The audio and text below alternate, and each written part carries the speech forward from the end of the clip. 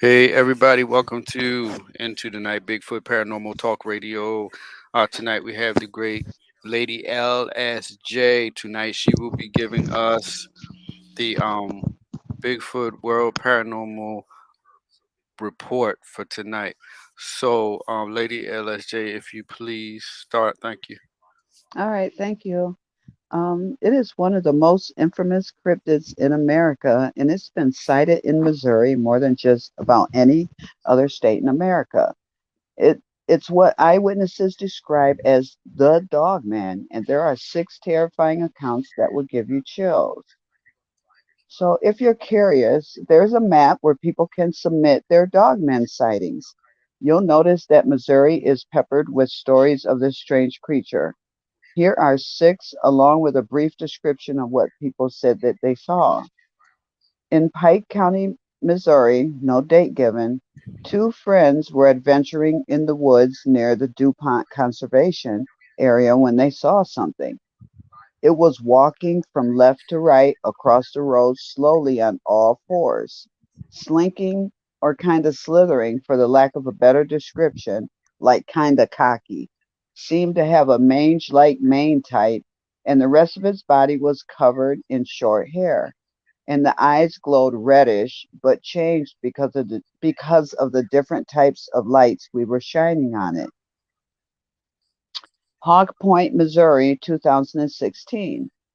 A woman was on her way to her mother in law's house to pick up her husband on a remote gravel road when she said, I had just gotten off the blacktop and passed a big farm when this thing jumped out from one side of the creek behind the farm across the road in front of me to the other side, which was a field and woods.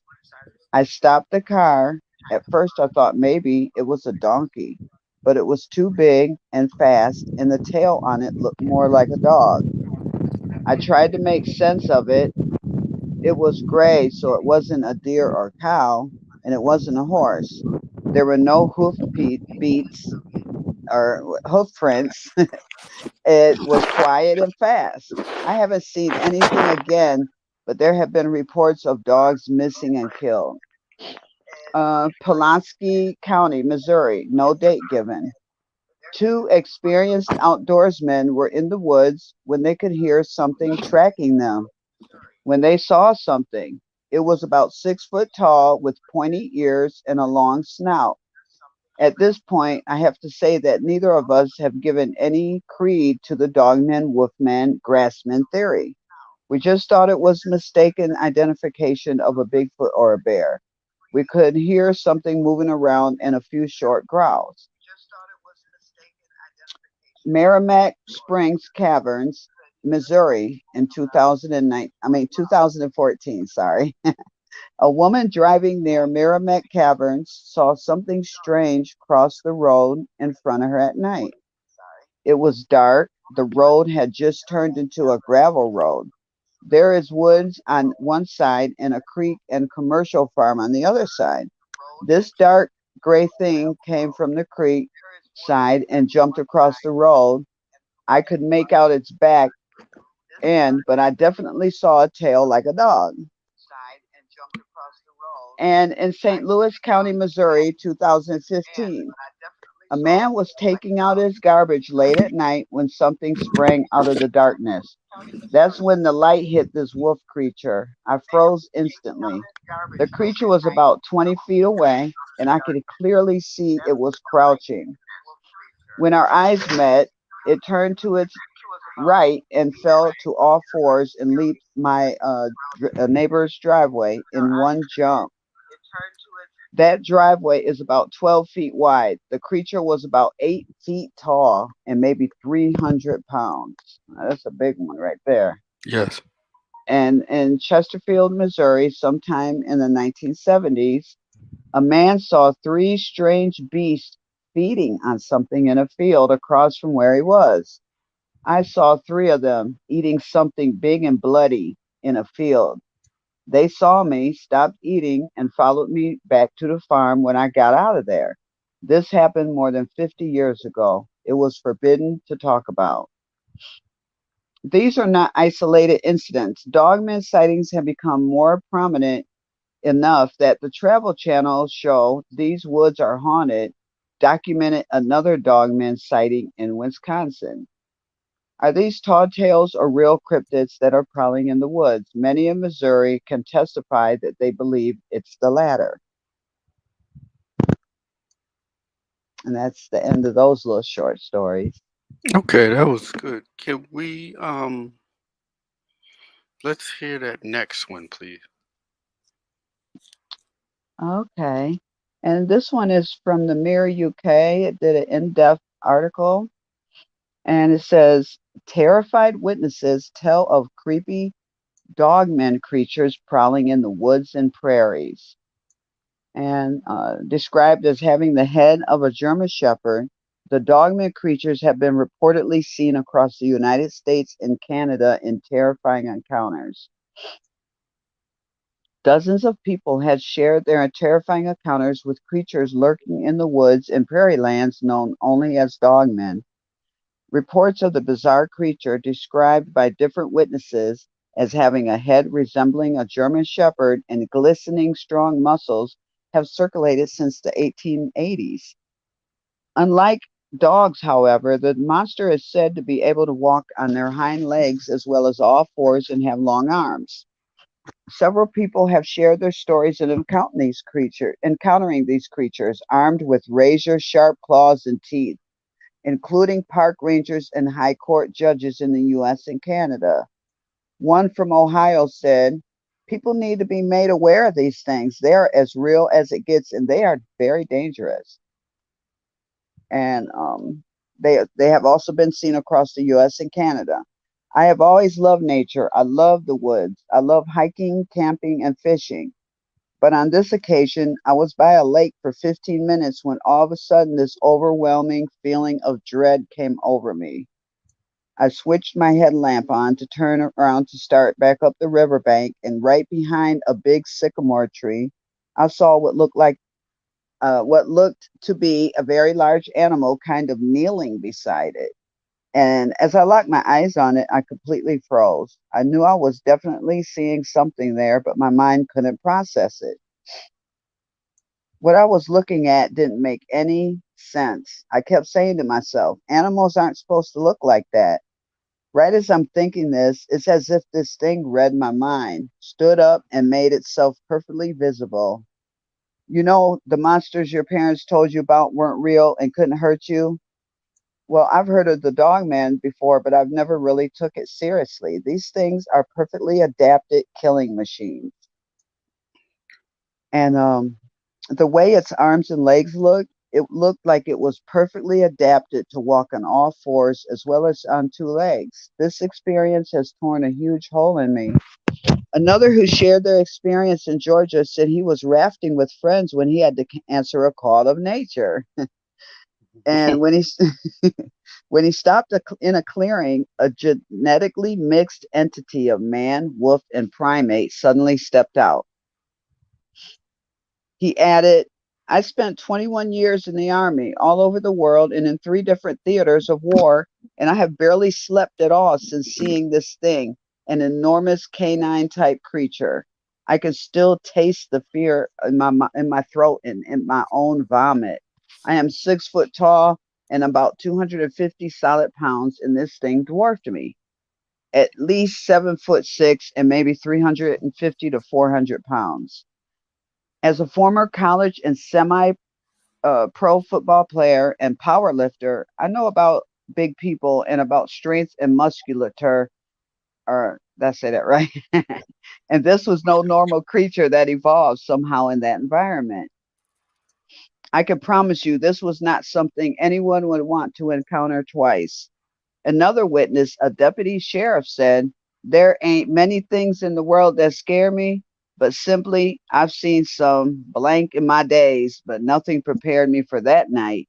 I recall there was a search for a young man sucked into a storm drain, and I parked my cruiser at what I believe was the electric company's storage yard. After about 5 minutes, before I could hear a snorting, almost sniffing sound coming from the other side of the tracks. I turned on my light, and to this day, I wish I hadn't. Okay. It Mm. had pointed ears and a long muzzle, and it looked right at me in the face before it bolted into the timber. It was not a mask, and it was not a person in a costume. Who would walk up on an armed man with a police radio and full uniform and risk getting shot? I remember it.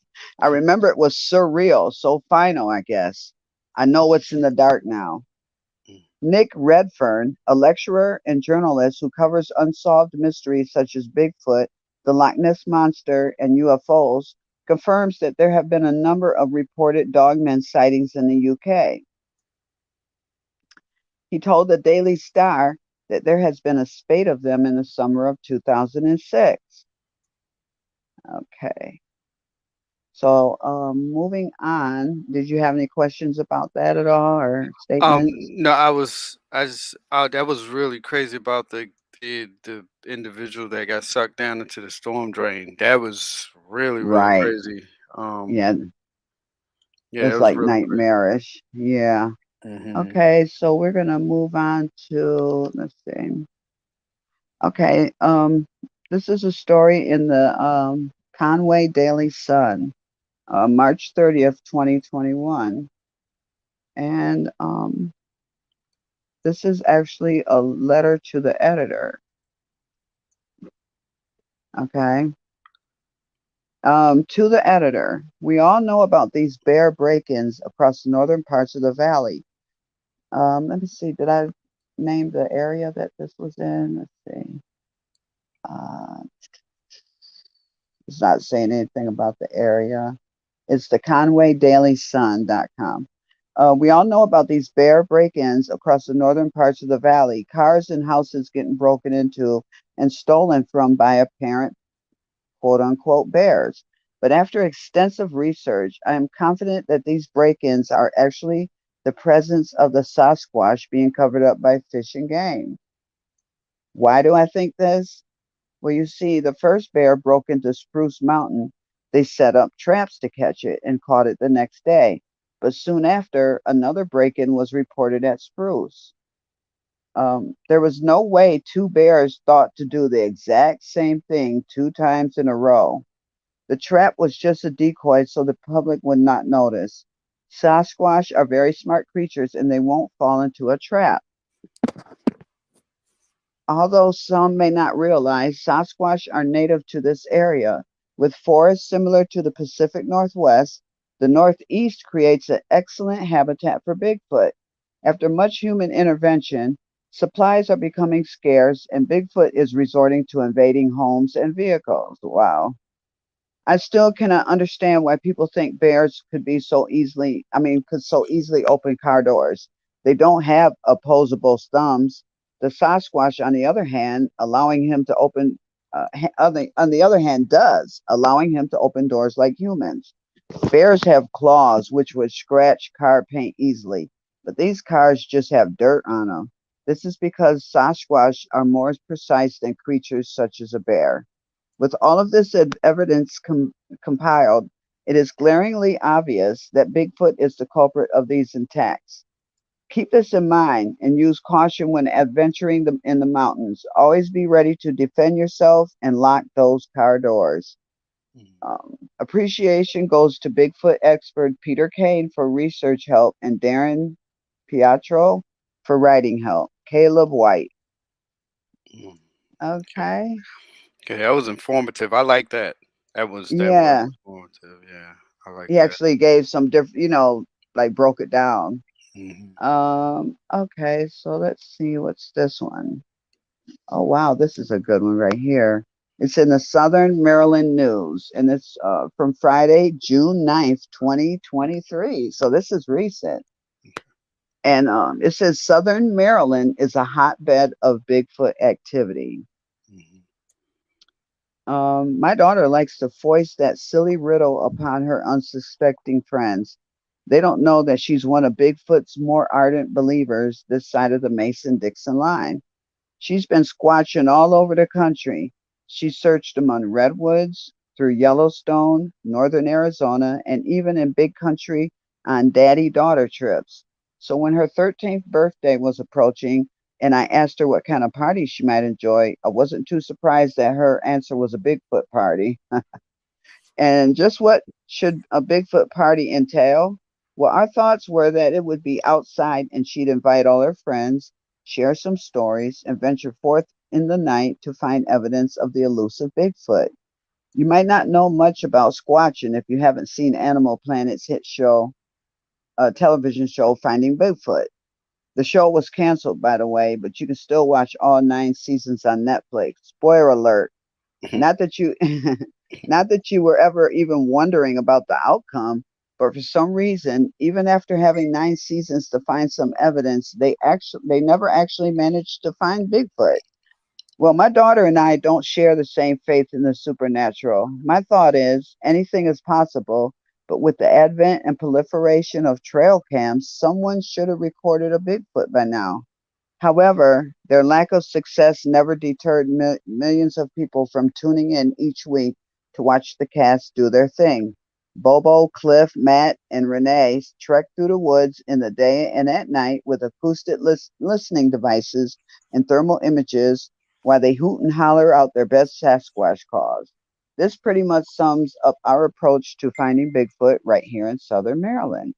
I still felt a little out of my element planning this party, so I turned to Matt Moneymaker, one of the cast members of the show who also heads the Bigfoot Field Researchers Organization, to find someone in the area to lead us on the investigation here in southern Maryland.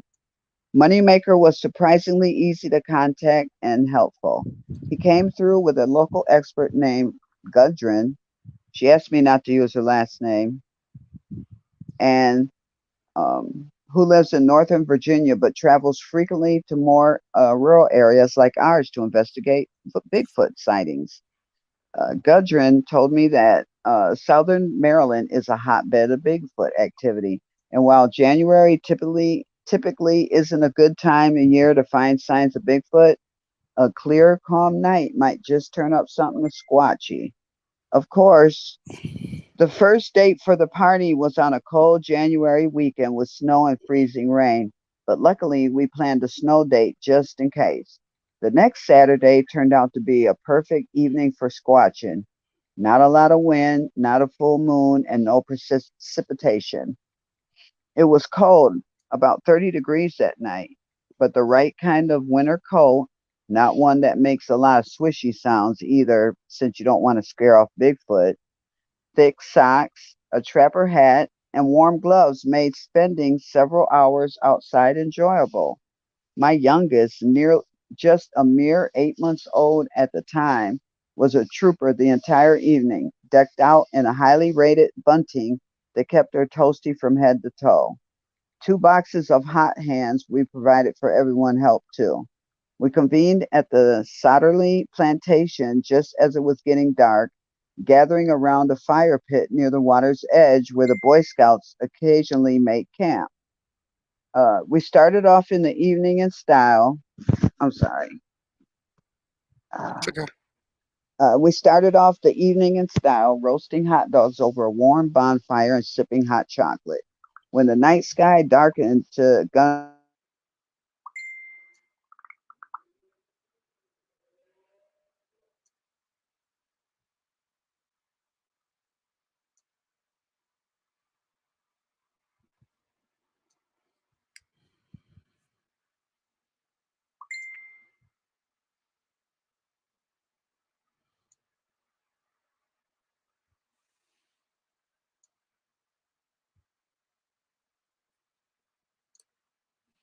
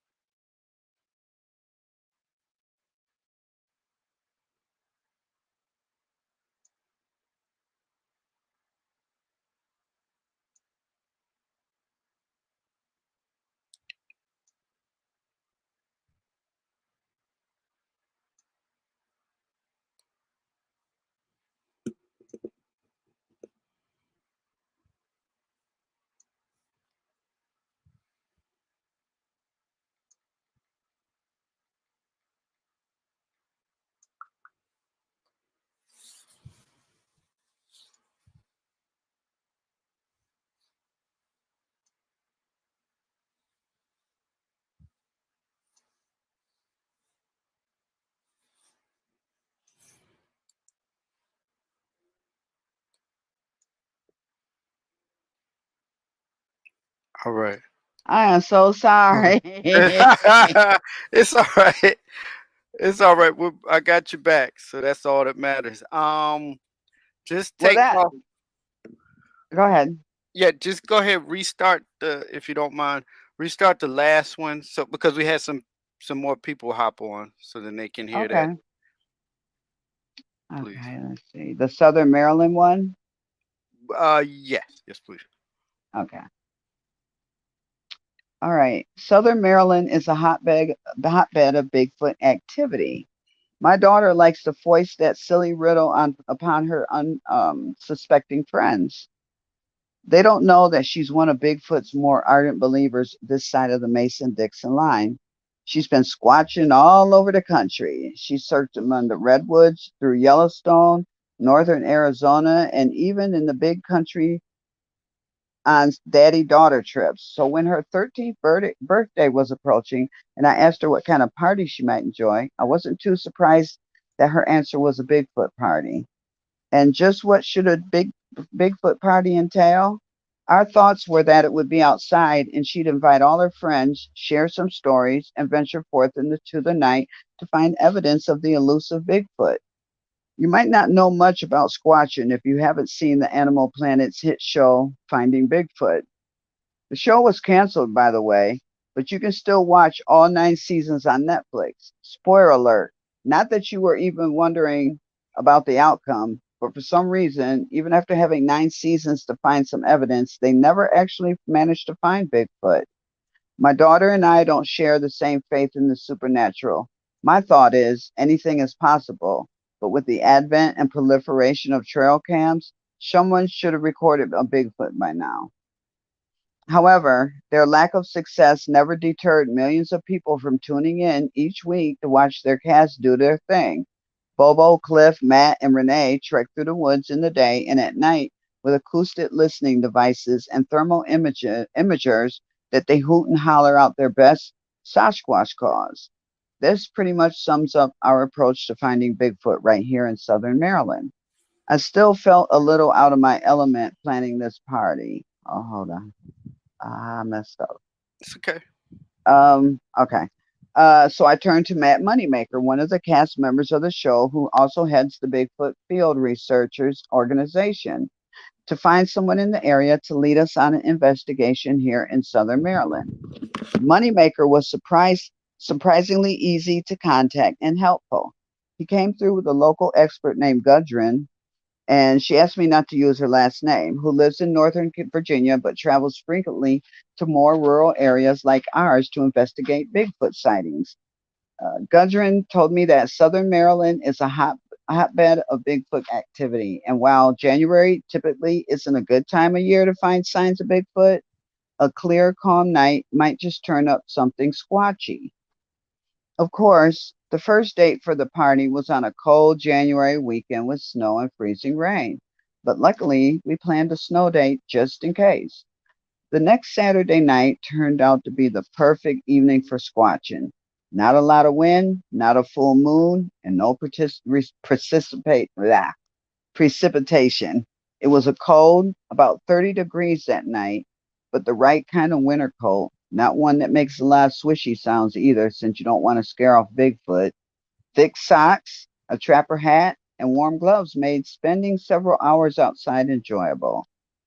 My youngest, just a mere 8 months old at the time, was a trooper the entire evening, decked out in a highly rated bunting that kept her toasty from head to toe. 2 boxes of hot hands were provided for everyone else as well. We convened at the Satterley plantation just as it was getting dark, gathering around a fire pit near the water's edge where the Boy Scouts occasionally make camp. We started off the evening in style, roasting hot dogs over a warm bonfire and sipping hot chocolate. When the night sky darkened to Gundren's liking, we set off on a hike through the woods and fields. While walking in the woods at night over uneven terrain without a flashlight is not something I'd normally recommend, about 2 dozen teenagers and 3 adults followed Gundren in by the light of the moon. On the television show, Bobo and friends would make all sight or would try all sorts of lures to entice Bigfoot to reveal himself, from disco balls and strobe lights to guitar music and whale songs. Gudrun suggested that we stick with more traditional methods such as tree knocking. She brought along a special wooden bat just for that. We stopped at opportune spots along the trail, and Gudrun would whack a tree while we stood quietly listening for Bigfoot to respond with a knock or call. The most I could discern in the distance was dogs barking and car engines far away. The kids took turns making whoops and Bigfoot calls. I think I may have heard a cow low in one of the fields nearby, but I guess perhaps it conceivably could have been a Bigfoot. The kids excitedly reported several unidentified sounds, so Gundra took some recordings to analyze later to be sure what we heard. Although, if Bigfoot is really smart enough to live among us and remain undetected, he was most likely warming up by our campfire and helping himself to some of our Hebrew nationals while we were out freezing our buns off in the woods. The kids enjoyed themselves on the night hike. Despite not using flashlights, no one left with a twisted ankle or pants covered in mud. We walked about 90 minutes that night, and some kids were not ready to call it a night and head back to camp when we reached the end of the walk. As we made our way up the hayfield toward the manor house, a herd of deer bounded past the porch, their silhouettes black against the lights behind them. There must have been at least 40 of them. One of the highlights of the party was looking up towards into the heavens and enjoying the stars in the wide open expanse of sky. The night was clear and the stars, billions of them, were twinkling and bright. I heard many a kid express their wonder at the beauty of it all. Honestly, I'm not sure what the kids were expecting to see more, Bigfoot himself or the ghosts that were rooming to haunt Solderly. Full disclosure, I might believe in those a bit, truth be told. But as parents picked up their kids later that evening, more than one child said they'd had the best time and hoped to do something like that again. We didn't plan that evening so much to celebrate the outdoors, but even in the frozen dead of winter, all the kids, including an 8-month old and even the 40-plus-year-old ones, enjoyed the heck of nature, night, and stars and friendship. Supernatural beast or not, it was a very good time. Mm, that was good. That was very good. That was a pleasant one. Yeah, that was a Nobody, pleasant one, huh? nobody died. So, Right. mm, Okay. So let me see what this one is. Oh, we read that one. Okay. So now I'm going to go to what is it? The BFRO. Alrighty. And this one's also in Maryland, year 2022 in the fall, actually in November 2nd. This area has scattered farms and lots of hill and mountains surrounding it, along with lots of forest and woods. There's a reservoir right near my house, and also that's not a far drive that's stocked with fish. And to me, it is the perfect place for a Bigfoot to be close to no people there. The nearest town is Swanton. Nearest road, North Glade Road, 495 intersection. Observed. My mom and I were sitting out on our bottom porch swing below our house while our dog was going to the bathroom. It wasn't too cold and it was enjoyable to sit out. Hold on one sec. The phone keeps sliding. Okay. Um, we sat there for about 10 minutes and then the dog was alerted to something that we couldn't see. We think he was alerted to the fox and coyotes that were making a little noise. They normally make more, but they weren't as active. Some of the cows and dogs on the farm surrounding us were making noise like they normally do. We quit talking about 2 minutes after that, and a gut bellowing howl, roar, and scream type of sound came from across the street from our house on the ridge. About 15 seconds after the first sound, the same type of howl started up again, but then it went dead quiet. The fox and coyotes went silent along with the dogs and cows, and they normally don't. They will keep on till the wee hours of the morning. I got my coyote call out and attempted to get the thing to make it howl again, but it wouldn't. I tried to get the coyotes to make noise, but they wouldn't even call back to my call, and that's what struck me as weird. I'm an outdoor guy. I've heard coyotes, bobcats, and bears, and whatever this was sent the hairs on my neck up, and it clearly startled my mom and shut the animals in the woods up also. They also noticed that the coyotes were abnormally quiet. Another witness was the mother. Go ahead. Were you going to say something? No. Oh, okay. And a couple of people I know heard similar sounds on the opposite side of the ridge, but I haven't talked to them. And it was at 11:45 p.m. And they said there were mild clouds and the moon was peeking through. They could see a lot, though it wasn't a complete full moon. It was about 50 degrees. And it's a mountain ridge with a couple open fields below it. Crops have already been harvested. Okay. And then there's another story on BFRO. And this one is in Michigan. And this is the year 2022. And it's wintertime in February. It's in Mackinac County. They were staying at a multi cabin resort on the south side of the lake. They don't want to mention it to protect the privacy of the owners. Okay. Nearest town is Curtis and Gurmfast. Anyways, the nearest road is H42 on Curtis Road. We were staying on the southwest side of Big Manistee Lake in a lakeside cabin. It was February and very cold with heavy snow cover. We were there for 5 nights, and every night I would go out for a cigarette before bed. On 3 consecutive nights, shortly after I got outside, I heard a distinct, very loud knock in the woods, often followed shortly after by more knocks, but farther off in the distance. It was very dark because I left the outside light off, and I don't know if it was Bigfoot, trees cracking in the cold, or Bigfoot hunters knocking to each other, but I certainly know what I heard. I am not necessarily a skeptic, but I wouldn't call myself a believer either. I am open to the idea of it. And they've heard other stories in bars up while snow mobiling, and always chalked it up to campfire talk.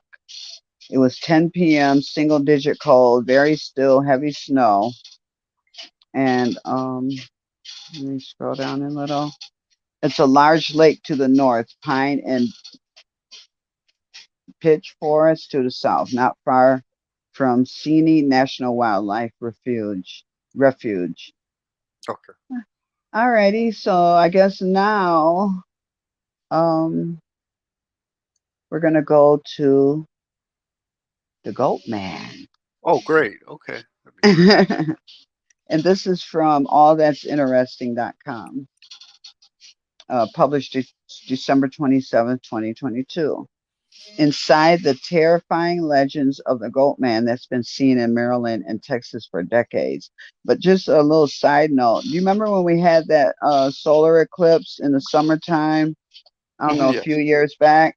Hmm. And they were actually, I forgot the DNR, whoever down there, and I forgot the area, but they actually were putting out alerts for the dog man, I mean, the goat man, because they said that they were seeing more during the eclipse. So that was kind of interesting. Yeah, that is true. That was interesting. Yeah. Yeah. So you actually saw that too The at the time? what, the eclipse? No, no. The that they were putting out alerts for the goat man, and it was Oh, down south somewhere. at the same time as the Yeah. oh, okay. I didn't know about that. I'm sorry. I didn't know about that. Yeah. Yeah, because they said it was more chance for it to come out during the eclipse. It was really strange. I had to go back and Google that. That Um, is. okay, well, this is said to be a half man and half goat. The mysterious beast known as the goat man is said to stalk forests and lurk beneath bridges, waiting for the next victim in his murderous rampage. Okay. Um, and then Maryland and Texas each have their own tales of Goatman, but the legends are very different. At face value, the Goatman isn't at all different from other cryptozoological urban legends.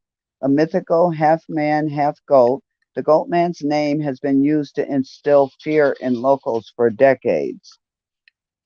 And like many urban legends, the Goatman's origins are muddy with multiple variations of the tale, some involving dangerous scientific experiments, and others claiming that he was a vengeful goat farmer. Even the region in which his story originated is up for debate. While has supposedly been seen in the woods of Maryland, folk in Austin, Texas seem to have much claim to the story as their East Coast counterparts. Some argue that there are two, in fact, two goatmen who share little more than the name.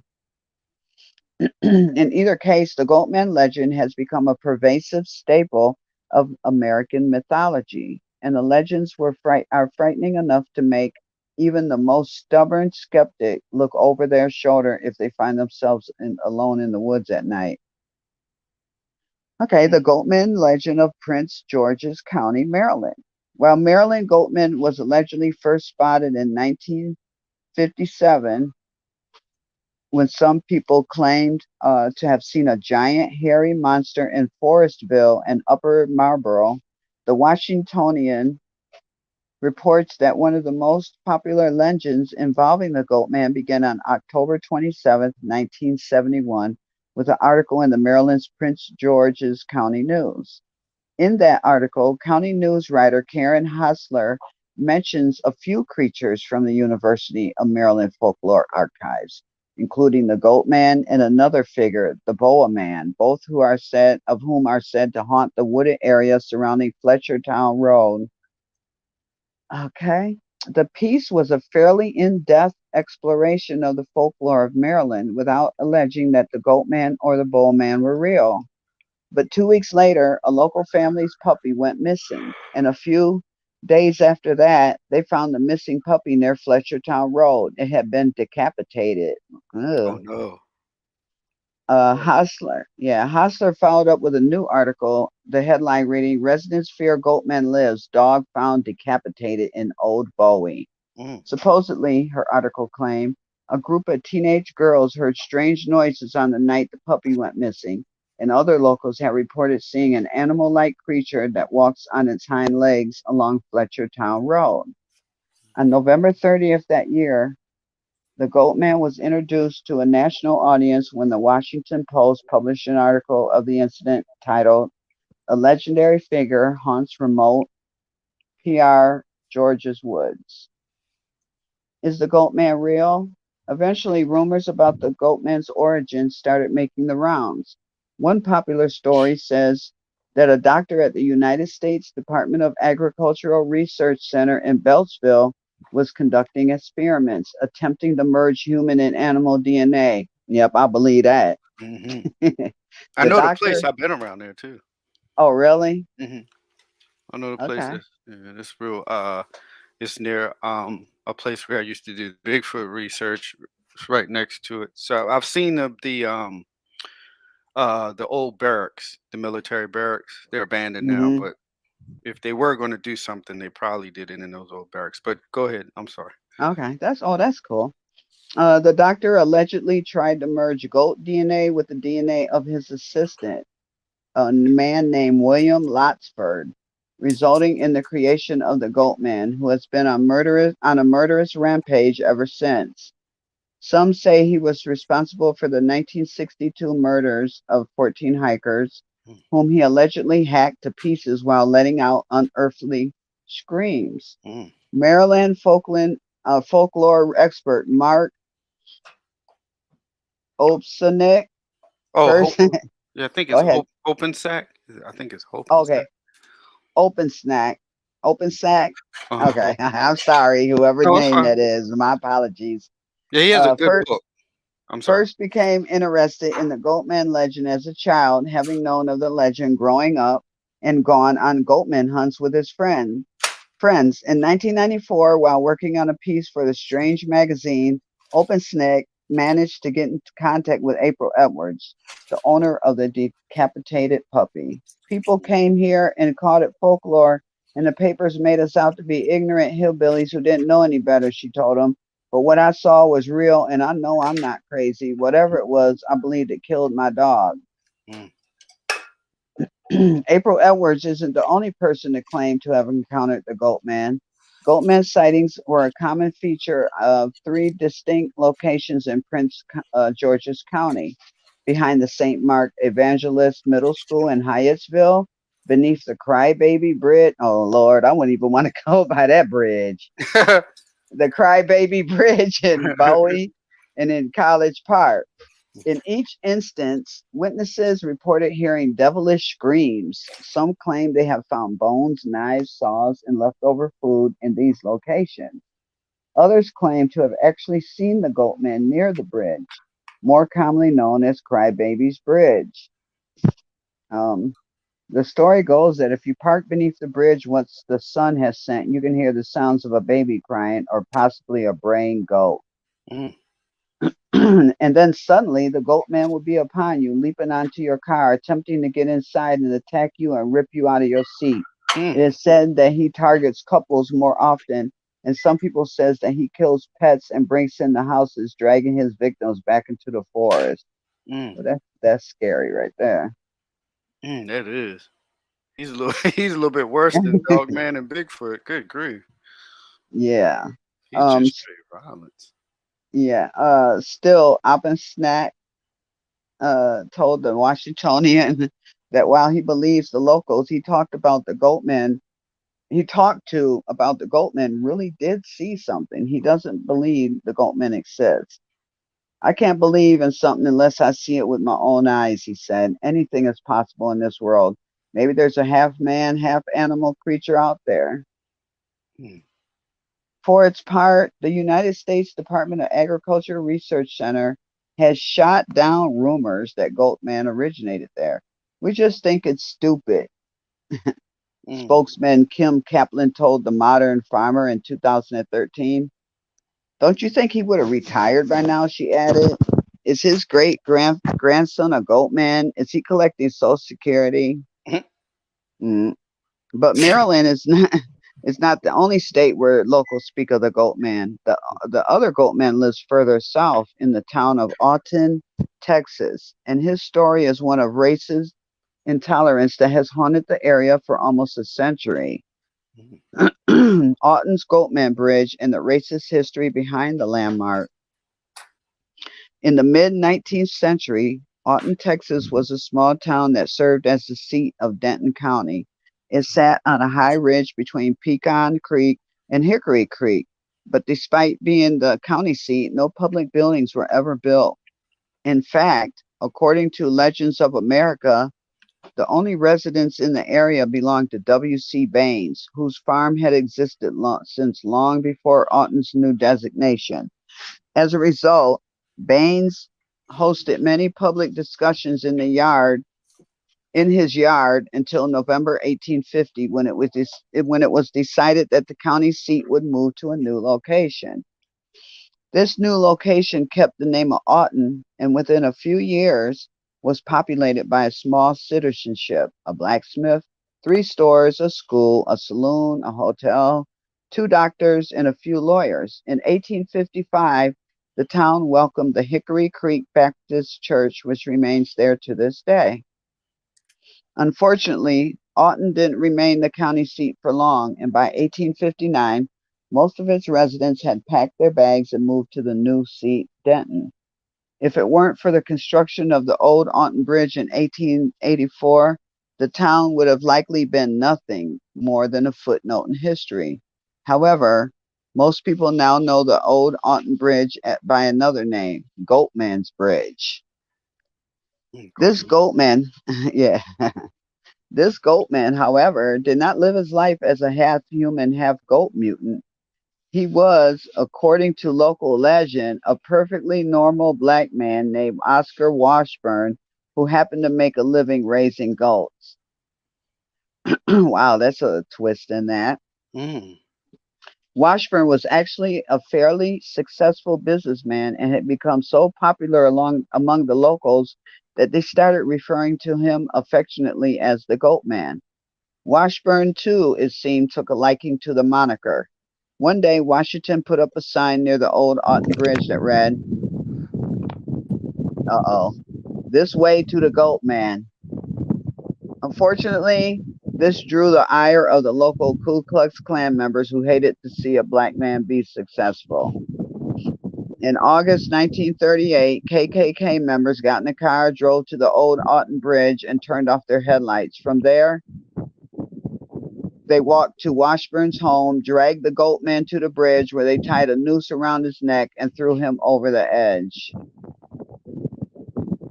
The legend goes that when they peered over the edge to see if Washburn was dead, they saw nothing but rope.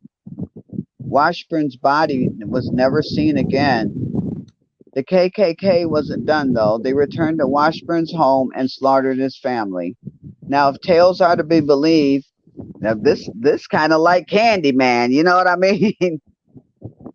Now, if tales are to be believed, it is said that anyone who drives across the Goatman's Bridge at night with their headlights off will find him waiting on the other side. Some say they only see a ghostly figure of a man herding some goats. Others say Goatman stares him down, a goat head under each of his arms. People have also reported seeing a half goat, half man figure, hearing the sound of hooves on the bridge, or inhuman screams and laughter coming from the forest and creek below, or seeing a pair of glowing eyes at the end of the bridge. It's hard to say how much of the Texas Goatman's legend was true. Historical records don't show that an Oscar Washburn ever lived in the area, but the story has certainly been powerful enough to draw people to the old Aughton Bridge to find out for themselves.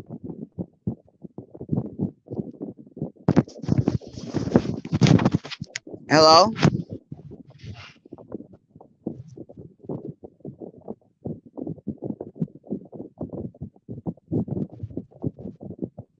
Okay, I believe this is let's see.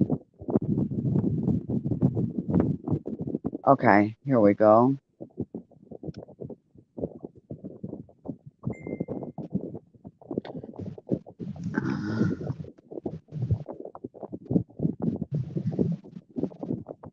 Okay. All right, this next story is from the Severna Park Voice.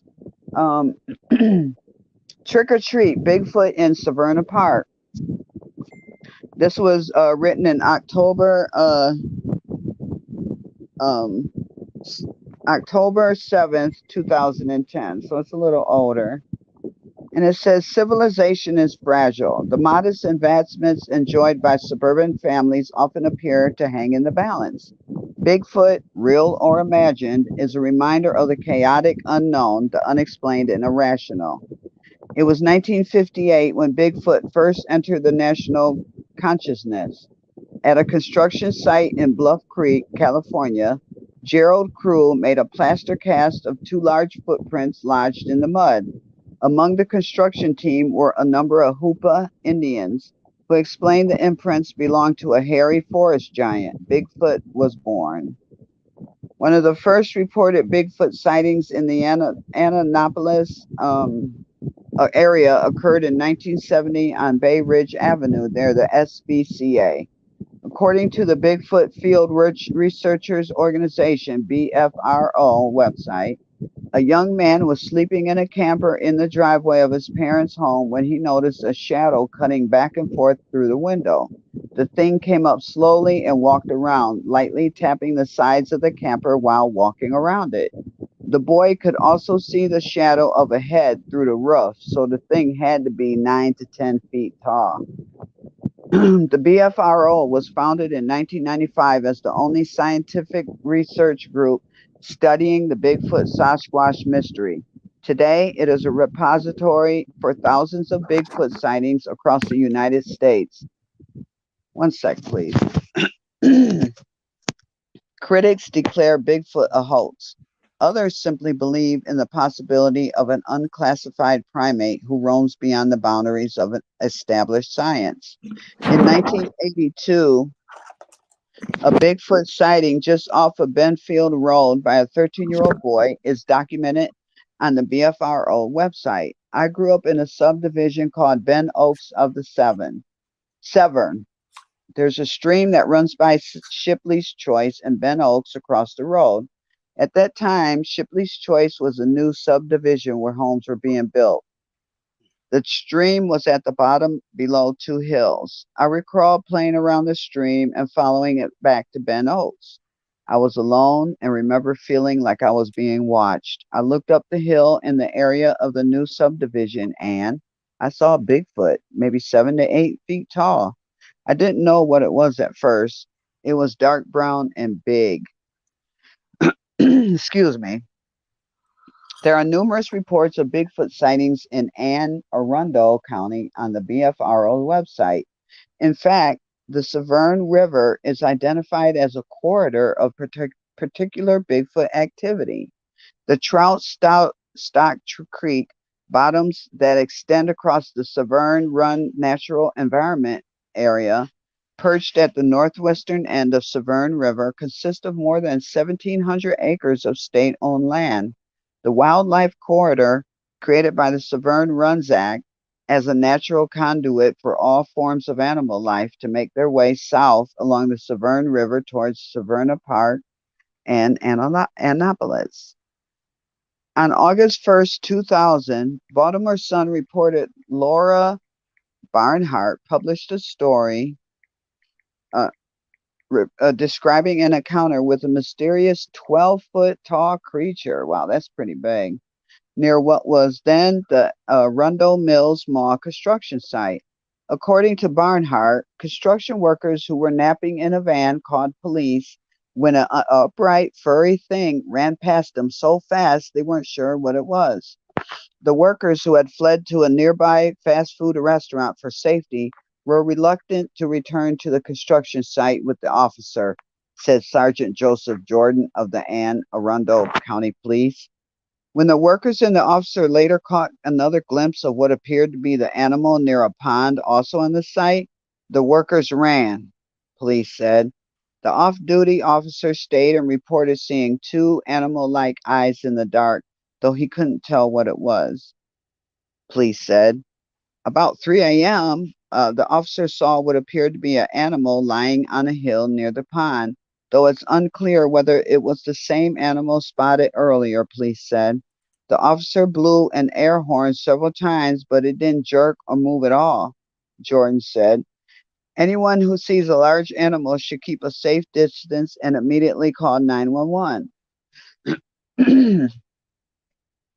Later that week, officers and witnesses joked that what they could have seen was the imaginary Loch Ness monster from Severn River. Today, Corporal Nicholas De Pietro of the Anne Arundel County Police, who was the officer on scene at the construction site at Arundel Mills, still recalls the incident. A report came in that a group of construction workers had seen a 12-foot furry creature run through the construction site at the Arundel Mills Mall. I was on the scene and responded. The report was to start the next day. They were scared, and I have no reason to believe they were trying to mislead the police. I've investigated and later spotted a bear. Yeah, they always say that by the settlement pond on the construction site. Although the description for the creature differed from the initial report, I'm pretty sure what they saw was a bear. Captain Joe Jordan of the Anne Arundel County Police still remembers the incident and acknowledges the difference in what was reported and what was later identified at the scene. The incident at Arundel Mills in 2000 was reported and documented with the Anne Arundel County Police as it should have been. Anytime something out of the ordinary happens that is reported by four people, it needs to be reported and documented. It was a real incident. It happened. Captain Jordan said the construction crews reported seeing a 12-foot tall creature. That obviously differed from what the police spotted later.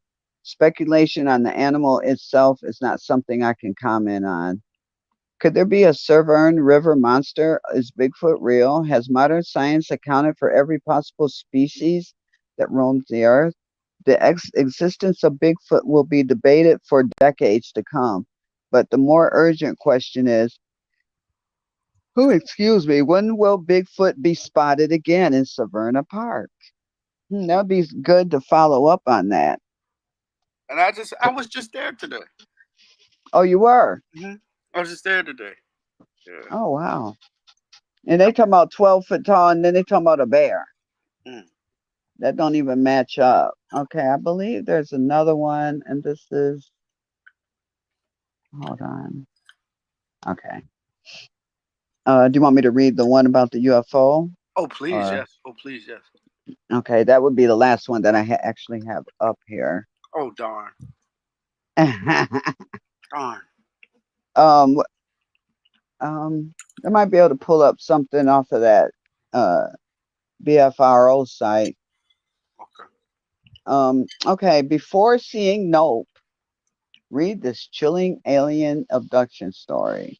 Now, this is what's creepy to me. Humans are a naturally curious bunch, and when we look up to the stars, we can't help but wonder who or what might be out there. Jordan Peele's latest horror flick, Nope, set to premiere in theaters next week, suggests that maybe we don't actually want to know the answer. Starring Kiki Palmer, Daniel Kaluuya, Kalua. okay, and Stephen Yeun, the film adds to the long tradition of alien and UFO speculation with Peele's added flair. If you're anything like us, we've had our calendars marked since the first poster dropped last July. The extraterrestrial fans among us might have spent their time watching Resident Alien. Check out the new trailer for the second part of season 2 here, or spacing out, literally, with the new James Webb Space Telescope images. But if you're looking for something to add to the alien reading list ahead of Nope, we recommend picking up a copy of one of the most famous and well publicized abduction stories to date, In Our Interrupted Journey by John G. Fuller. In the summer of, hold on, I accidentally went down too far, excuse me. Okay. In the summer of 1961, Benny and Barney, along with their trusty dog or pup, Delcy, packed their 1957 Chevrolet Bel Air and took a spontaneous road trip to the Canadian border. Weaving through the wooded, desolate, New Hampton mountains in the middle of the night, the hills had only their headlights and the stars to keep them company. But something was off. The moon, which had been trailing them up the winding roads, was getting bigger and bigger and incredibly bright. Eventually, the entire span of the road ahead was filled with nothing but blinding white light. Um, a metallic beeping filled the car as Dulcie curled in the back seat. Just as Betty motioned to grab Barney, the impossible moon blipped out of existence. Thinking nothing of it, she turned her attention back to the road and continued to drive in silence. But the next morning, the couple noticed they had no recollection of the 2 hours of drive. Like the light, time had simply blipped out of existence. Mm. The Interrupted Journey, two lost hours aboard a UFO, the abduction of Betty and Barney Hill. Photo. I guess there's some photos on here as well. Fuller's 1966 book, The Interrupted Journey, chronicles the events of that night in full detail, including the subsequent National Investigations Committee on Aerial Phenomena, NICAP, investigation and the Hills' attempts to regain those lost hours with psychotherapy and hypnosis. Drawing from the tapes of their trance sessions, maps, sketches, and official government reports, Fuller's realization of the Hills story is thorough and questioning and just plain unputdownable. Believers will find truth and skeptics will be questioned in these astonishing pages. The Hills didn't share their tale to be sensational and are instead clearly pretty scared and embarrassed about what they experienced. When they reach out to NICAP for an official government investigation, it's not for fame, but for fear. And when the government finds their story credible, they set out to unblock whatever is behind their simultaneous amnesia through skeptical psychological intervention. Each step of the way, the story is questioned, torn apart, and countered with logical explanations. Okay. Every aspect of their night is examined from the multiple angles and repeated for us to scrutinize. Fuller takes care to present the reader with each version of the story throughout the book in a way that lets us draw our own conclusions. The evidence is presented as objectively but vividly as possible. It is up to the reader to put together the puzzle for themselves and walk away for their own conclusion. Though many of the questions of the night are still unanswered, it remains a key piece of discourse in alien experience conversations. Mm. Okay, and some 60 years since the encounter, the Hill story continues to be one of the most thorough accounts to date. Their story and countless others like it have horrified, intrigued, and inspired people to think beyond the solar system. This book is required reading for anyone with an opinion on alien life and makes the perfect primer for Jordan Peele's new film. Okay, you sent me something over here. Let's see. Um, oh, you want me to read this too? Yes, please. Okay, no problem.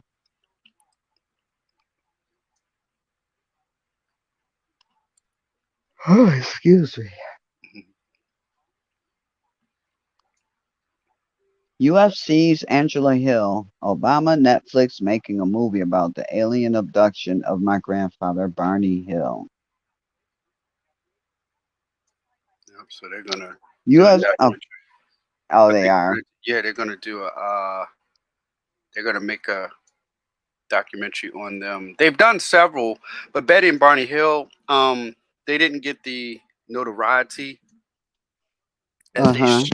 as much as they should have because uh the abductee Betty, which is the wife Mm-hmm. of Barney, she actually made what's called a star map from her memory because the UFO or the aliens allegedly took her to either explain to her about a star system because I don't know when they abducted them, did they take them from our planet, and did they do Right. the study because they study her and Barney on the ship. So I don't know if they took her to the planet or if they took them into space, um, or if they did the abduction here and examined them because they examined Betty and Barney a few times, because she Right. was. Because the story goes much deeper. We can do some more examining of the story, but um, she was able to create a star map, and they actually had. I think it was I don't know if it was an astrophysicist or it was a researcher, but it was a guy that knew about space to confirm the validity of the map. Mm-hmm. And he actually, the amount of stars, I think it was like she drew a star map, had 26. I think it was like 26 stars. And he confirmed it and found out that it was right. And there was no way that she could know this part of the galaxy. And because the aliens said this was where they were from. That was their star system. So that kind of added some credibility to them being abducted. She had actually accept minus the proof. Well, she did have proof because she had the star map. I think to this day they call it the Betty star map or something like that. Mm. And what's so I funny have was my own theory about that, but never mind. Go ahead. well, it's okay. Not about that case, but yeah. But Okay, anyways, let me get into the. Are you done talking about that, or did you want to go into it oh some no, more? go ahead with the report, please. Okay, I guess this is about alien abduction of my grandpa Barney Hill. Okay. UFC fighter Angela Hill's grandfather and wife claimed they were abducted in one of the most famous UFO encounters ever, and now Barack Obama and his production company are making a Netflix movie on the notorious incident. Mhm. And Angela tells us she wants to be part of the project. If you're not familiar, Barney and Betty Hill claimed they were both abducted by extraterrestrials in a rural area of New Hampshire in mid 1961. The incident called the Hill abduction was the first widely publicized abduction. Mhm. The Hills said they were driving when they witnessed a flying saucer type object with humanoid figures inside watching them, which eventually shot some sort of light at their vehicle. They came to 2 hours later, 35 miles away from their last known location, with little recollection of anything that occurred. Now Barack and Michelle Obama, Higher Ground Productions, is reportedly creating a movie titled White Mountain that's based on the encounter. We asked Hill, who posted on social media early this week about her desire to be part of the project, if any reps for the former president or anyone else had reached out.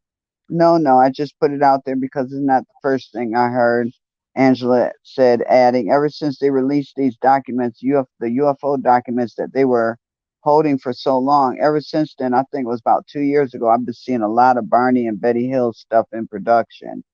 37-year-old Hill added, it sucks when you see something being produced and it's already greenlit. It's ready to go. And you're like, man, I really wish my family was part of it because we pretty much been written out of that part of the story. I Mhm. think it's one of the parts that makes it more interesting. Details outside of Obama's involvement and name of the project are not yet known. We also asked Hill what she says to people behind the movie. I wonder I would say that if you're going to do a story about the first black man to be abducted by aliens, get the black side of family to talk about it. I hear that. So I hear that's that. that. Okay. So that's good. So we helped bring the Betty and Barney Hill case to light. Uh Um. huh. So so people will know about that, and I guess they'll know to catch it. I'm definitely gonna catch it on Netflix. Um. Because it's pretty good. I watched one of the documentaries today on them. I can send that to you if I didn't already. It's real good. Uh, Okay. I think I sent that to my brother Diesel. If I didn't, I have to send that to him. Yeah, my Um, son is into that. I don't like. It's kind of like I'm not gonna say creepy, but it's hard for me to believe that that's what happened. I believe that that something else went on. as That in, like I don't think aliens from another planet abducted them. I think it was something else, do you but I feel? don't want to go into it. Go ahead. You can ask if you I, want. no, I mean, because I think I know what you feel that it was demons. Yeah, Yeah. I think it's demons and Nephilim they're working with Hmm. you know who Right. because there's a scripture that says as in the days of Noah, and if anybody have read the Bible or research it, there were Hmm. Nephilim in those days, right? Right. And so how are they going to recreate them today? Because at that time, uh, according to my personal study, God took away that ability of them to take on flesh again, Mm. So right? okay. So do you, So I think that what they're doing is that like type of that's why whenever somebody's abducted, if they remember, it's either some sperm or eggs took from them. oh, right. I heard that theory before. Yeah, yeah, yeah, yeah. That they're trying to because they can't reproduce, so they're trying to genetically do it. Yeah, because they found all these giant bones and different weird creatures and stuff. Like I've heard of Bigfoot bodies being found before. Hmm. Have you ever watched that Peter Kane? You think he's full of it? Wait a second, Peter. Hold up, Peter. I know Peter. Isn't he the He British? He's the British guy, right? no no. This is the guy that has the Bigfoot head. He said his father and grandfather, or so I think, killed a Bigfoot. Wait a second. Was Peter the? Was he kind of like the goofy? That's not the goofy Yeah. young guy. That's the older. Or Peter Kane's the younger guy, kind of with the hat. Kind of looks like a young Crocodile Dundee. Kind of seems like he'd be on a Um, children's show or something. no, this guy actually um he has he claimed he has a show and some people say he's crazy, but he's pulled out a Bigfoot head and a foot, and it's huge. Mhm. But everybody's saying it looks fake, but it looks real to me. After on a different show, maybe we could pull up some videos or whatever. But he's actually took it out. He said he claims that his father killed it. I mean, the head is huge, Okay. and he claims his father killed it and put it in the freezer for all these years. Oh, Peter Kane. He's kind of funny, humorous. Yes, he'd be talking a little bit, yeah, off the Yeah, yeah, wall a yeah. little bit. No, no, Peter does that to be funny. His stuff is not real. Peter just does that to be funny. Oh, okay. Yeah, he's more like a like kind of like a Bigfoot comedian. Oh, I see. Did you see the one where he had Bigfoot sitting on the toilet, caught in his house, and he had it chained to the Yeah, toilet? I seen those as well. I Mhm. seen those as well. That's when I kind of quit watching them. But I Mhm. remembered that that body because I believe that me, my girlfriend and I talk about this stuff a lot too. And she's, she was like, those. I think those bodies they be finding are real Mhm. because she said then they come out a week later or something say, oh no, it was fake, Mhm. like they've been coerced to say that or something. Yeah, our Bigfoot buddy Barry Brown, he says he's a dog trainer. But Peter's stuff, like when you first see it, he's so intense that you at first is you believe in it. That's how I was when I first saw him because he Right. was so serious. But then I would see him do goofy stuff. There's another guy. It's him, real nice guy, and I think they're from DC or they used to live near DC, uh, Washington DC, and it's him and his wife. Um, Seems like a nice couple. Uh, but I think I'm not sure if he's for real or not because he's humorous too, and Mm. he does Bigfoot stuff and then he does political stuff. But he's real seems like a real nice guy. Um, Very funny. I don't know if his stuff is real or not because I don't know. But yeah, Barry Brown's right. Yeah, he said Rick Dyer. Yeah, Rick Dyer is one of the biggest hoaxers. Have you ever heard of Rick Dyer? Lace? Uh, Mm-mm. Mm-mm. Yeah, I yeah. don't think so. Oh yeah, he was he was a I hot s- mess. yeah, there was this guy. He passed away. I only saw a couple videos of his. Oh, what was his name? Was the But older guy? He sounds like I'm sorry to cut you off there. that's okay. What's the old what was the old country singer's name that passed away? Um, No, this guy was into the Bigfoot and Dogmen. He right. said that Bigfoot and Dogmen are Nephilim. And he passed away. Yeah, let me see really quick. Go on YouTube. Because when I do searches like on TikTok and stuff, this guy, he had a video of these guys. They were talking in a foreign language and they shot two dogmen, but that, like, they took his account down or something. Hmm. But you can hear him snarling and stuff. And then oh no, it's the guy he's praying. He was like, though I walk through the valley of the shadow of death, and then he shines the light that's on the gun, and it's a dog man, an all white one, Hmm. like have turned sideways with a shirt on. There's two of them, and they shoot them, and you can see them, see them like curling up or whatever. But it's kind of in the dark, but you can see when they shine the light from their gun. But they took that video. I should have downloaded. Oh Let me yeah, see. yeah. Anytime you can, anything that's really good, get it before they take it down because they will. I'm trying to look really quick. Because they censor it so much now. What was his name? Because everything now is always media or something. It's hard to get like people's videos, or I can't remember his name at all. But anyways, yeah, he said he believes they're Nephilim. Can you hear me? I hear. Okay. He said he believes that they're Nephilim. Um, and he went into some detail, but And he's alive or passed away? he's passed away. He has blonde hair, but it had gray in it. He wear He's a famous.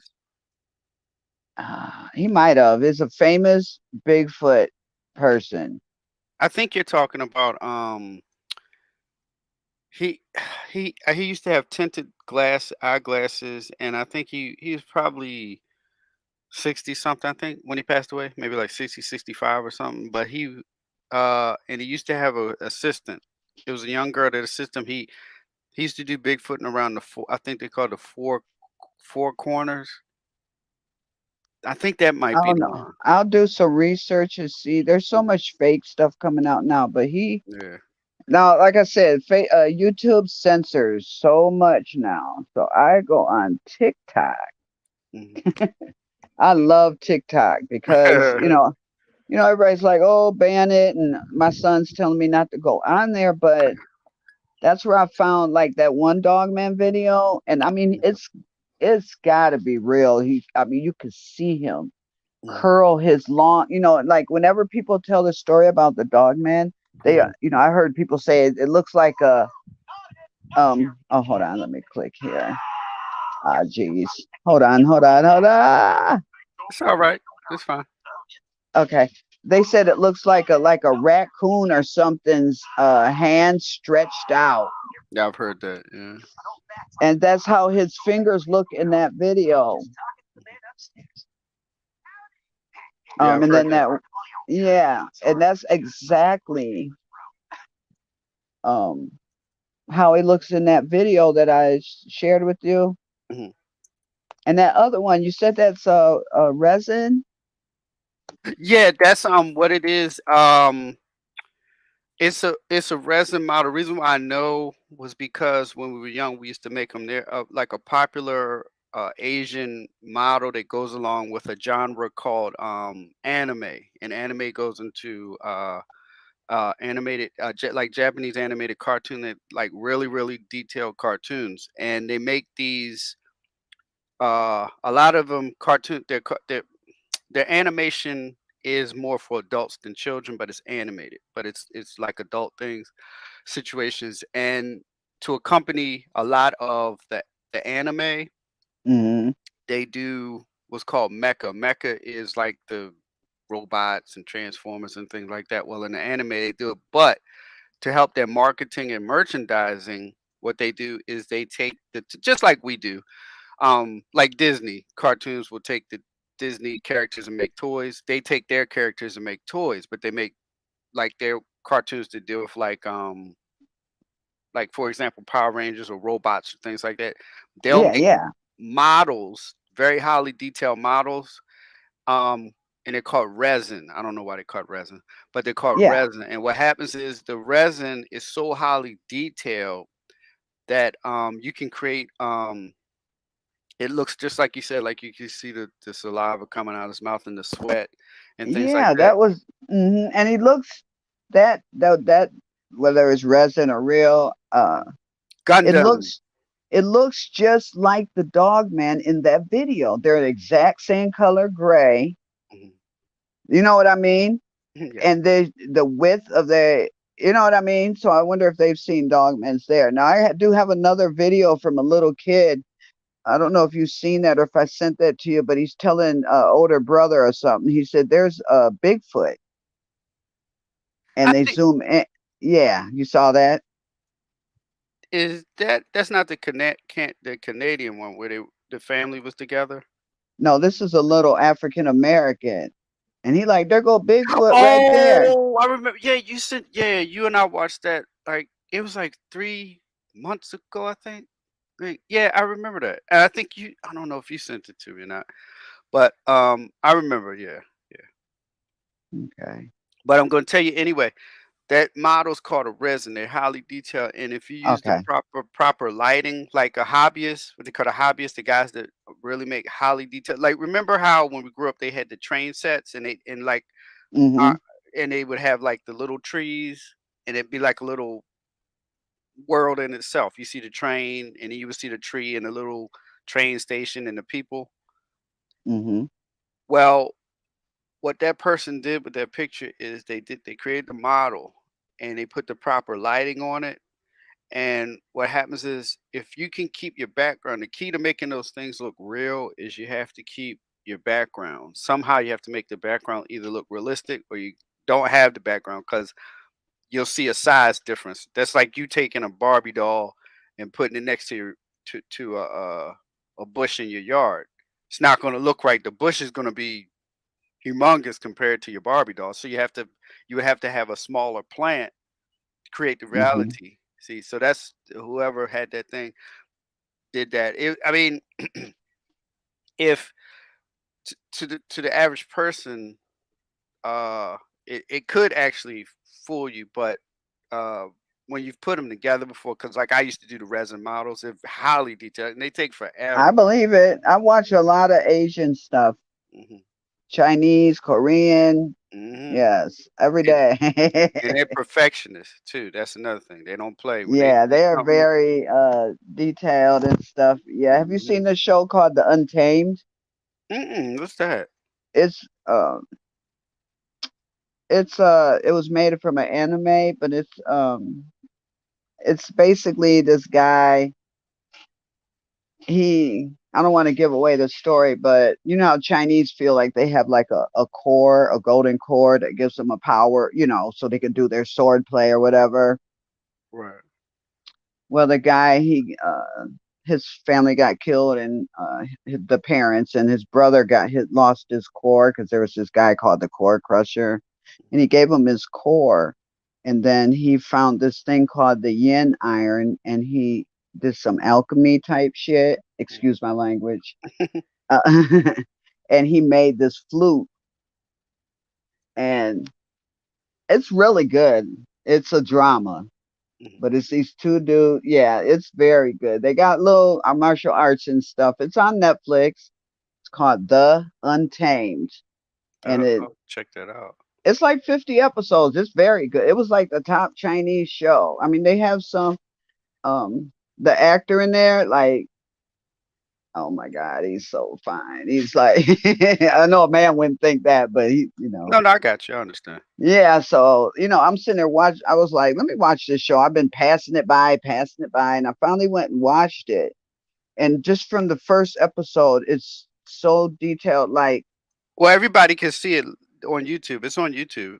I found it, so everybody can see it on oh YouTube. yeah, it's on YouTube as well. It's called The Untamed, but on Netflix, no commercials or whatever. But Oh, it's a right, right. very good show. It's very detailed.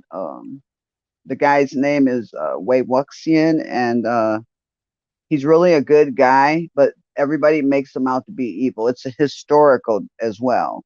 Mhm. Um, Chinese show. I'm waiting for his next movie to come out. Our show. It's called The Longest Promise. So I've been waiting like 2 years for them to release that. That's coming from Asia. Yeah, it's Chinese. He's Chinese, but he's Oh, like 6 foot something. So he's pretty tall for a Chinese guy. Yeah. And the very first episode, basically not giving it away, he died, and he's gets brought back by this guy who wants revenge. And then after those couple of scenes, he goes back to when he was a teenager, 15 years old, mm, and and loves to drink. You know what I mean? He's really cool. He's very cool. Yeah. okay. I got it, but it's not out yet. The Untamed? No, Untame's out. But what's the other Yeah. one you're saying? The other one's called The Longest Promise, but he's got another show called out Dulan Continent. That's not as Ooh. good as The Untamed. You got to watch The Untamed first, and then he's got one called The Wolf, where he's a co-actor in that.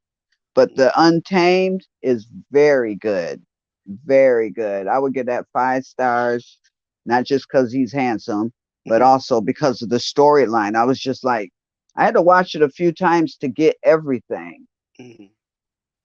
Oh And yeah, it's I'm listening. like, without giving away the story, Mhm. the people that killed his family, you know how like clans have offshoots who aren't involved in, Right. everything that the main clan does? Well, when the main clan fell out of power, well, when they were in power and the parents got killed, he had some teenage friends, right, who were in that clan, but they helped them. You know what I mean? The hide and everything. But then when they fell out of power, everybody was like, "Well, they were going to kill everybody in this clan." Mm. Everybody, and he like gets smart with people, and I mean, it's very good. And he blows this flute. Once he gets the flute, he be blowing this flute and this little smoke. He be calling up like this lady. It's good. Mm. It's very good. Yeah, oh man, we gotta check that out. The I'll check it out. Is it subtitle or did it have it It's subtitled, but you subtitle? say you got Netflix, right? Right. Yeah, I would watch it on Netflix, even though you can Okay. watch it on YouTube, but you Mhm. have all the commercials and all that junk. I And know. You but know, it's very good. I think I'm gonna just break down and pay the subscription for YouTube because it's everything's on YouTube, like everything. It's and Mm, it's how much convenient. is it? I forgot the monthly fee. I forgot how much the monthly fee is, but it's like every movie that is there on YouTube, like they have everything. The only thing I'm gonna tell you something. The only thing YouTube doesn't have is if it's a show that's a specialty show for a streaming service. Like if you have Paramount has this new show that's like The Walking Dead. I Mm, forgot. I think it's called From From. From is very good.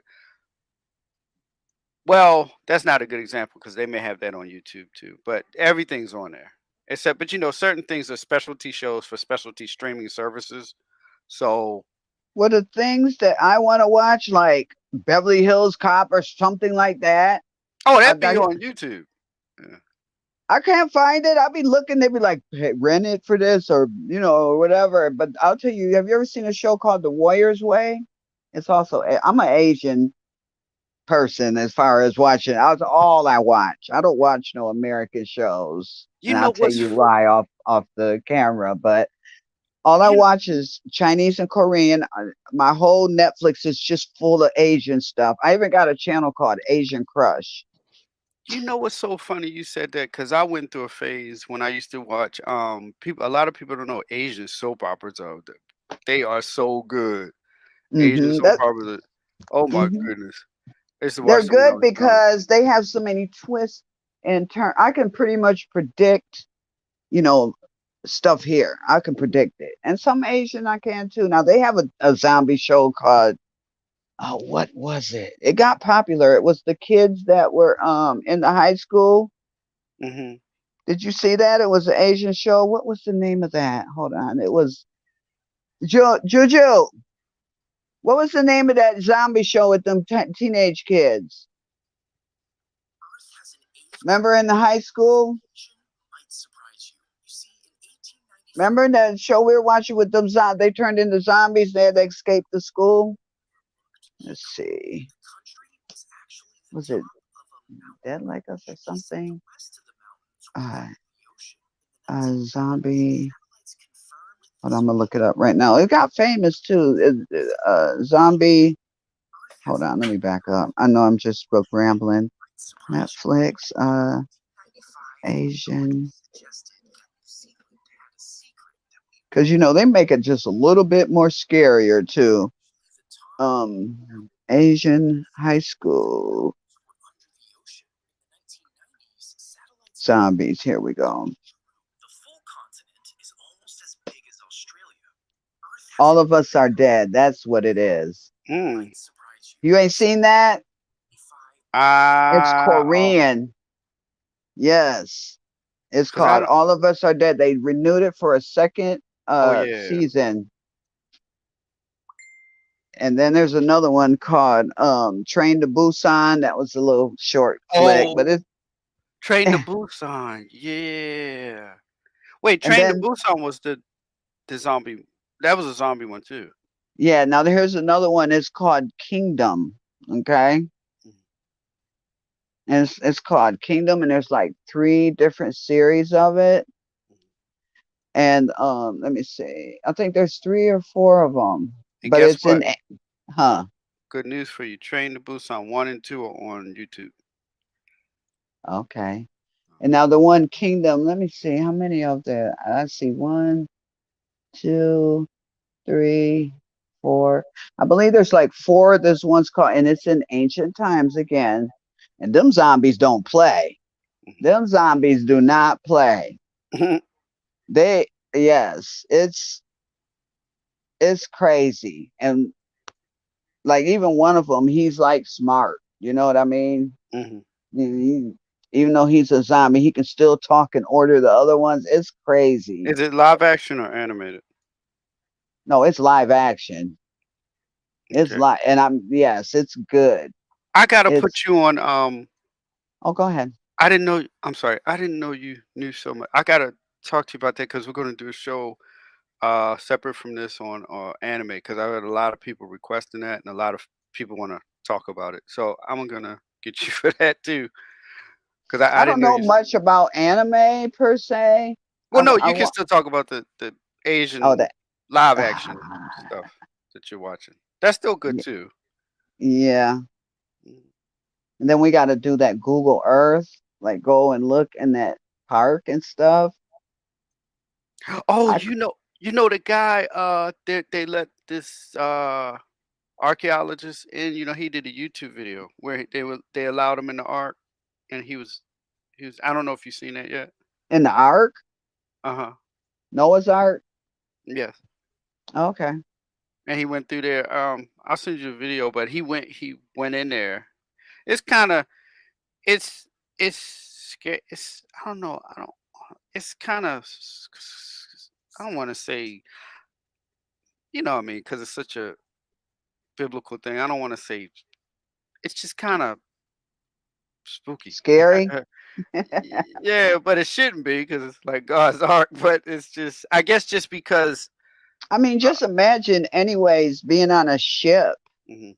with only seven other people and all these different animals for what? I forgot how long they was in there. Rain for 40 days a night, and then they had to wait for the water to go down, and then they I heard, had to send the birds out and to see until they came back with like what, an olive branch or something. uh That would be scary. but it's a I mean, um it's huge. I tell you that much. But what I was gonna say is that this guy had told me, uh, it's just you know how in the big in the paranormal community how people come up with crazy stuff. But this one guy was like, well, the Bigfoots hung on to the outside of the ship. And I said, well, I we weren't there, so I can't say that. But I think, because God has an order to things, I don't think anything's gonna be hanging outside the ship. If it's gonna be in that ship, it's gonna be in there. So this guy, one guy was just talking about, well, the Bigfoots were hanging on the outside.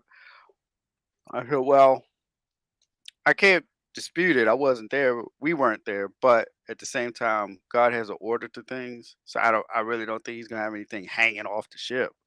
well, I think, well, the natives always say that they're coming out out, out the ground. They always say they're coming out like this one guy. I forgot where I heard it or whatever. It was a story, but he said he was at like a little cafe or whatever, and this native guy would be there every time. He went. And one day they were talking about the Nephilim or giants or something, and then he told when the native guy left, he told him, "Remember, they're coming out the caves." Okay, okay, okay. I can't remember where I heard it, or I've got a lot of stuff stored in my mind, bits and pieces that I done Mhm. researched and everything, and it's really Interesting. it's amazing in a way. Like I've heard they have these predator things because every movie is based on something, Right, something, yeah. and so it's just no telling what type of stuff is out here and everything, and Dog, like we didn't. that dog man stuff. I'm about to go to a library and get Linda Godfrey's book. Oh, So Linda, yeah, I she's called got. the library Hmm. and I asked them about the pond, and they was like, it's named after this guy, and but the guy didn't have much info. Hmm. The one that's behind the graveyard, that's next to the Spring Valley Oh, okay, Lake. There's a okay. pond back there. Yeah, I've Yeah, only been back there like. twice in my life. I wish we could get Linda on the show, Miss Godfrey, because she's been around for a while. She's done a lot of. Isn't her area? Is it Dogman or is it? Is it Dog man. It's Okay. what she does other stuff too, I think. But she's not far from me. She's in Wisconsin. If Okay. she Who still lives there. did Beast of Bray Road the movie?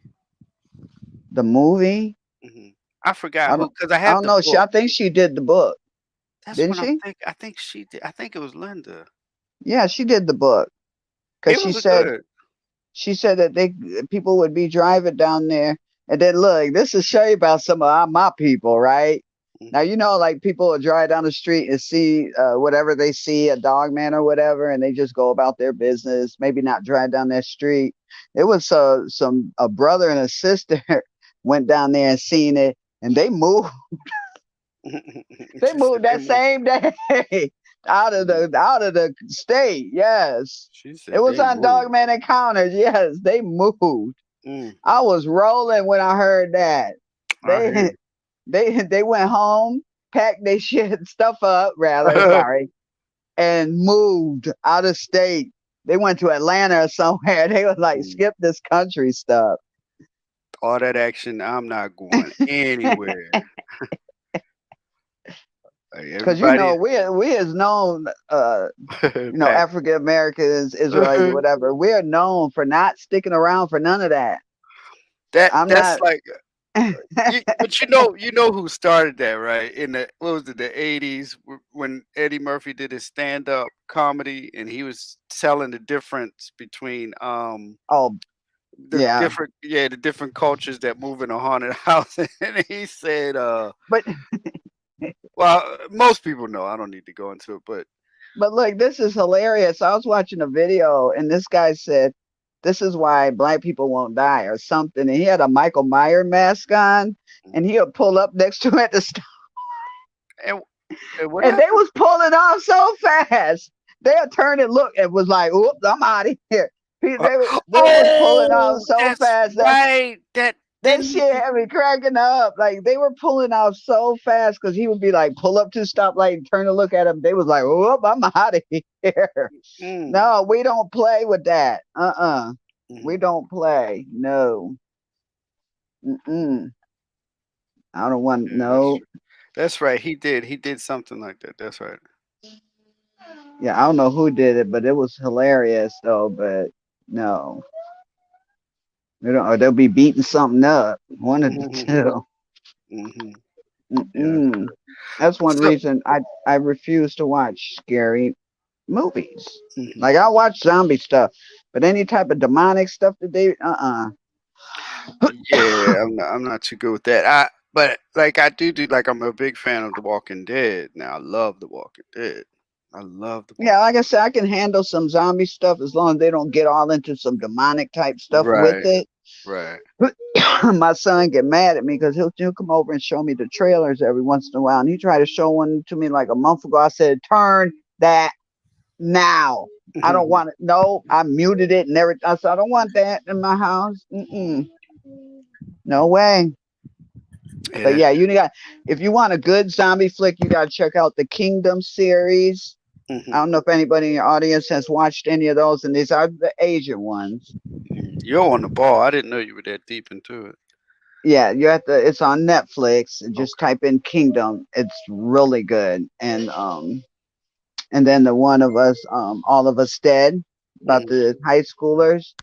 Right. Yeah, that one's pretty good too. Okay. But yeah, Yeah. go ahead. So, oh, I'm sorry. So what I'll do because we've had a good time and we've we don't want to have everybody fighting to stay awake. Well, then again, maybe we're keeping them awake in a good way. Um, Ah, like I said, two country. Anyway, um, brothers. Anyway, thank you all for tuning in tonight. And we thank Lady L.S.J. For giving us the weekly Bigfoot report, also giving us the info on the entertainment aspect of the paranormal too. So we thank you, Thank you, Lady L.S.J. You're Um, welcome anytime. right, definitely. So we're all hoping we can get you back more regularly. Hopefully you'll have the time. Uh, and like I said, me, I greatly appreciate it, because I've wanted you on for a long time. No So, problem. yeah, so I'm gonna say good night to everybody. Um, and Lady L.S.J, I'll give you a call when we're done. But um, everybody, make sure you please like and subscribe. Because we really gotta get this show rolling.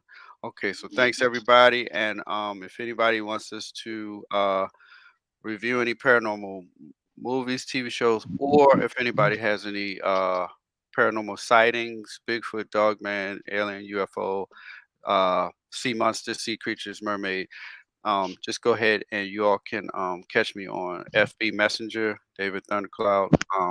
And that's it. All right. God bless everybody. Have a good Good night. night. Bye.